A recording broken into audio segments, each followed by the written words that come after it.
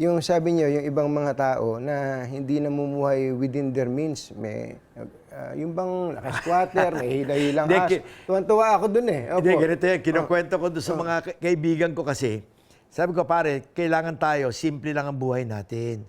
We live within our means. Opo. E tingnan mo yung mga ibang tao dyan.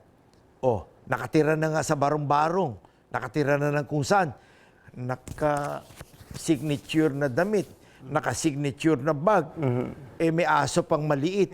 Mag-aaway na kami nun. Ganun po. Ay, hindi ako Kahit papayag. sa mga anak ninyo. Tinutukoy ko to especially sa mga anak ko. Opo. I do not allow them to be going around na magyabang ng kung ano-anong sinusuot at kung ano-anong dinadala.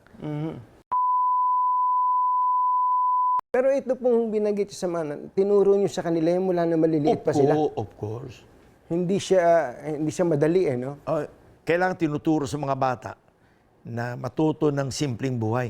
Yung anak ko bunso, si Jacob, kagagraduate ng college, pinadala ko sa probinsya, sa Pangasinan, sa planta.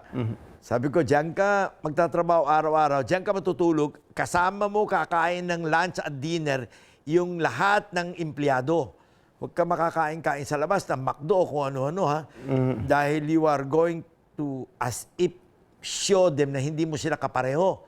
Kailangan habang nandiyan ka, kasama mo sila. Kung ano yung kinakain nila, kung ano yung ginagawa nila, pareho lang kayo. At yung bihis mo, kailangan simpleng damit, t-shirt, at kung ano yung uniform doon, yun din ang susuotin mo. Ganun ang suot ni Loco ngayon doon. Opo. Ano po yung kwento niya tungkol siya? Na happy siya? Hindi, lahat ng anak ko, ganun ko pinalaki. Yung anak kong panganay si Paul, nung siya ay elementary, pinapadala ko yan doon sa talyer ni Mr. Kawangko.